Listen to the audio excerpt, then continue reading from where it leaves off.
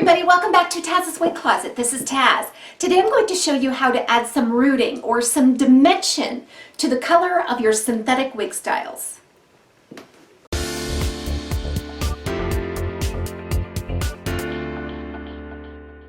So there's a lot of different reasons why people might like to add a little bit of dimension or the appearance of regrowth to the color of their wigs.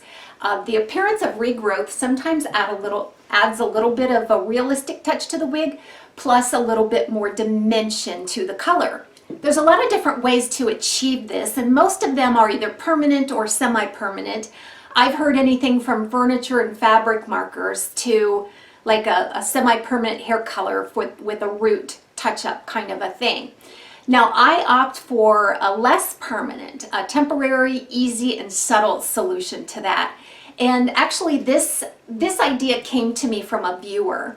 She watched my video on how I applied a very light flesh tone color eyeshadow to the parting space of a permatease top wig to give the illusion of scalp. So she wrote and said, you know, she had heard that you could probably do that for rooting as well to add the appearance of regrowth.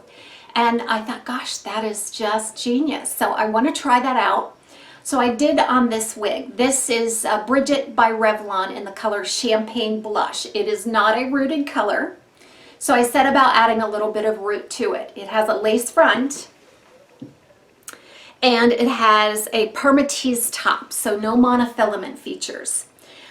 So you're going to already see a little bit of a shadow there, and that's just where I kind of started out my experimentation, and then I thought, gosh, we should probably do a video on it. By using this method, it's just going to be a very subtle look, and it's going to be temporary, meaning that it will wash out. It might even shake out a little bit because we're using a powder-based eyeshadow. The things that you're going to need to put in a little bit of a shadow of a root is like a rat tail type comb, just to make a nice straight part, and you don't have to have this type of comb. Any comb can do. So if you don't normally wear a very straight perfect part, that's okay too. You can use any kind of comb or even just your fingers to create a parting space.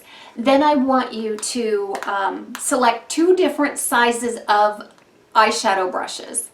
So the first one is this very flat, kind of wide, flat eyeshadow brush. Now I would normally use this to maybe smoke out a color in the creases of my eyes, but we're going to use this as the number one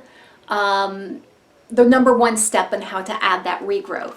Then you're going to choose a wider, bigger brush. Now this is actually more of a foundation brush, but it's very thin and very wide, and that's just the effect that I'm going for. So the next thing you're going to do is select the eyeshadow that you are going to use to put in this regrowth, and the color of the eyeshadow that you select is largely going to depend on what the color of your wig is. So for instance, if you have a very light colored wig, you know, maybe a platinum or a very light cool blonde color, you might opt for a very ashy, almost a light grayish brown eyeshadow to do the rooting. And then if you have more of a medium toned blonde or a warm toned blonde, that medium golden brown eyeshadow would probably work the best. And if you're looking to add a little bit of a subtle root to like a light to a medium brown brunette, then you might want to select almost a black shade just to give some of that dimension. So today I'm going to use my Ulta eyeshadow palette. It's called Gilded Gold, and the color that I'm going to use is called Scorched, and it's a medium golden brown. I selected that because this is a bit of an ombre color. You'll notice that it starts light, but then underneath it has some darker blush tones to it. All in all, this is a pretty ashy blonde, neutral to ashy. It's one of those really unique colors, but on the top it was very light. So I'm going to use that medium brown. So after you have all of your tools laid out, everything you're going to need, and you've kind of selected the colors that you're going to use for this regrowth, the first step then is to create a parting space. So in this case, I have a permatease top wig, and you could use it on any method. It could be a full monofilament top, it could be hand tied. There's really no limit to how you can use this method. But the first thing is you'll want to create a parting space. So I typically part mine left of center. So I got in there with my rat tail comb and created a part for myself. Okay. And there's a lot of permatease on this wig, so I really had to kind of separate that permatease to get down to the base of the cap where I want to start adding my root. Next step is you're going to want to select that smaller, more focused brush, that eyeshadow brush. You're going to dip it into the color that you're going to use. And you're going to force that down into that part as far as it can go. I go ahead and just force it down into that part all the way. And this is going to take a couple of passes to really force that eyeshadow down into that part. You're going to see a root, a color of a root taking place there.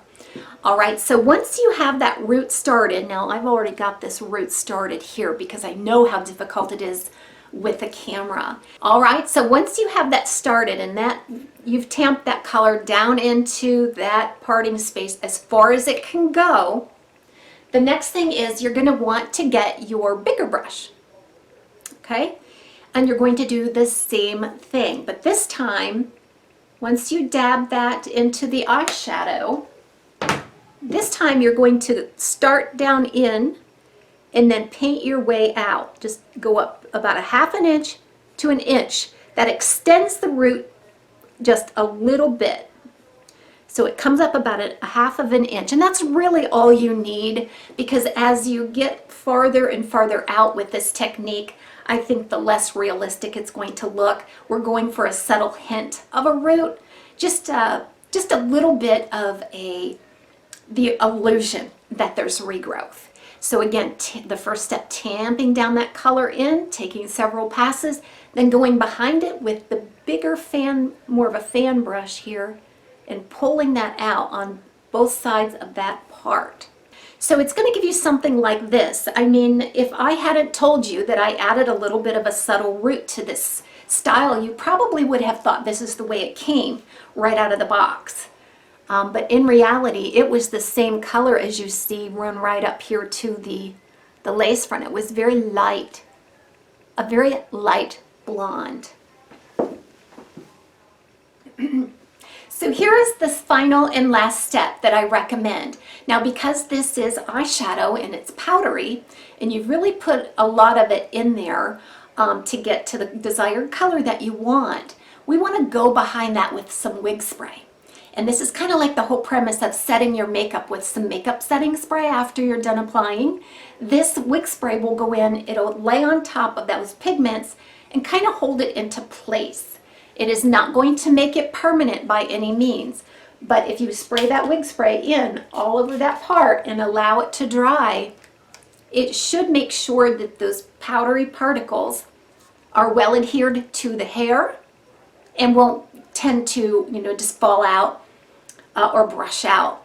Now I do think that after a couple of wearings you will have to reapply this ever so slightly to maintain the illusion of root.